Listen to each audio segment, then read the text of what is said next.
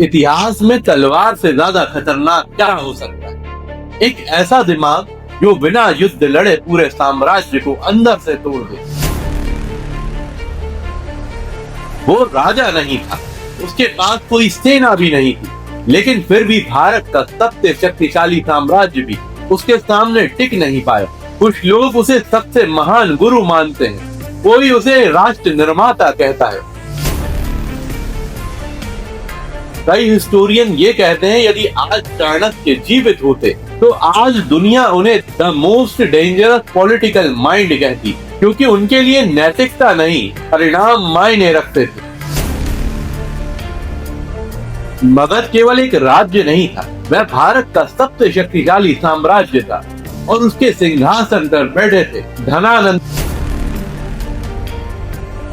असीम धन, विशाल सेना, हजारों हाथी। लोग कहते थे उससे टकराना यानी कि मौत को दावत देना। लेकिन फिर राज्यसभा में एक दुबला पतला ब्राह्मण प्रवेश करता है, काले वस्त्र, तेज आंखें और चेहरे पे शांत सा गुस्सा। कुछ कथाओं के अनुसार राजा ने उसका अपमान किया, उसकी गरीबी का मजाक उड़ाया। कुछ लोग ये भी कहते हैं कि उसे सभा से घसीटकर बाहर फेंक दिया गया। और फिर उस ब्राह्मण ने अपनी शिखा खोल दी और ये प्रण लिया कि जब तक मैं नंदा वंश को समाप्त नहीं कर देता, मैं अपनी शिखा नहीं बांधूंगा। और उस क्षण भारत के इतिहास में सबसे खतरनाक पॉलिटिकल रिवेंज शुरू होता है। चाणक्य जानते थे सीधे युद्ध में नंद साम्राज्य को हराना लगभग असंभव है, तो उन्होंने वही किया जो डेंजरस माइंड करते। उन्होंने उनकी ताकत पर हमला नहीं किया, उन्होंने उनकी नींव पर हमला किया। उन्होंने समझा हर साम्राज्य बाहर से नहीं अंदर से टूटता है। करप्शन, भय, लालच, असंतोष। और फिर उन्होंने अपना सबसे बड़ा हथियार खोजा, एक साधारण बालक, लेकिन चाणक्य ने उसमें देखा एक सिंहासन।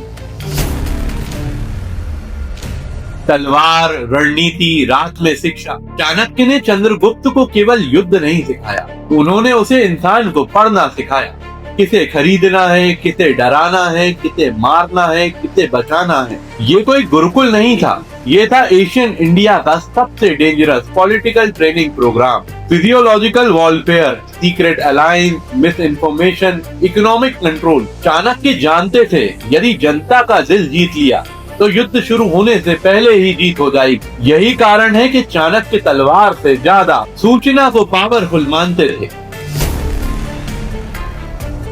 अब कहानी और भी डार्क हो जाती है, क्योंकि चाणक्य ने अर्थशास्त्र में कुछ ऐसा लिखा है जिसे आज भी पढ़ के लोग शॉक्ड हो जाते हैं। उन्होंने कहा कि राज्य की आंख और कान हर जगह होने चाहिए। साधु, यात्री, व्यापारी, कोई भी स्पाई हो सकता है। सोचो 2300 साल पहले इंडिया में ऑर्गेनाइज्ड इंटेलिजेंस नेटवर्क। कुछ हिस्टोरियन कहते हैं चाणक्य अपने समय से काफी आगे थे। उन्होंने इंफॉर्मेशन वॉरफेयर को बहुत ही बारीकी से समझा था। लेकिन यहीं से कंट्रोवर्सी शुरू होती है, क्योंकि चाणक्य के लिए धोखा भी एक हथियार था। यदि कोई शक्तिशाली हो तो उसे भीतर से तोड़ो, उसके मंत्रियों को खरीदो, भय फैलाओ, अफवाहें फैलाओ, और जरूरत पड़े तो सीक्रेट एलिमिनेशन भी करो। लेकिन क्या यह राजनीति थी या कुछ और? अब आती है चाणक्य की सबसे मिस्टीरियस और कॉन्ट्रोवर्शियल थ्योरी, विषकन्या। कुछ कथाओं के अनुसार कुछ लड़कियों को बचपन से ही कम मात्रा में पॉइजन दिया जाता था, थोड़ा थोड़ा, धीरे धीरे, ताकि उनका शरीर जहर के प्रति इम्यून हो जाए और फिर उन्हें दुश्मनों के करीब भेजा जाता।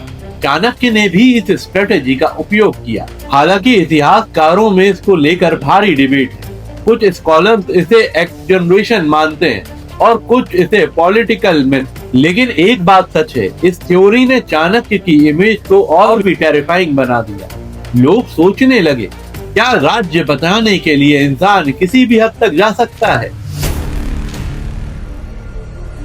धीरे धीरे नंद साम्राज्य टूटने लगा, बाहर से नहीं भीतर से। लोगों का विश्वास कमजोर हुआ, राजनीतिक समर्थन टूटने लगा और फिर चंद्रगुप्त मौर्य ने हमला किया। लेकिन यह केवल एक युद्ध नहीं था, ये वर्षों से तैयार की गई पॉलिटिकल एग्जीक्यूशन थी और अंततः एक पूरा साम्राज्य बिखर गया। एक अपमान पूरे वंश को ले डूबा। अब सवाल था, क्या चाणक्य सिर्फ बदला चाहते थे? शायद नहीं, क्योंकि इसके बाद जो हुआ उसने भारत का पूरा इतिहास बदल के रख दिया। एक यूनाइटेड एम्पायर, मौर्य एम्पायर, एक इतना बड़ा साम्राज्य जिसे भारत ने इससे पहले कभी नहीं देखा था। चाणक्य का सपना था एक ऐसा भारत जो छोटे छोटे टुकड़ों में ना बटा, और शायद इसी वजह से कुछ लोग उन्हें स्ट्रेटेजिस्ट नहीं, राष्ट्र निर्माता कहते हैं।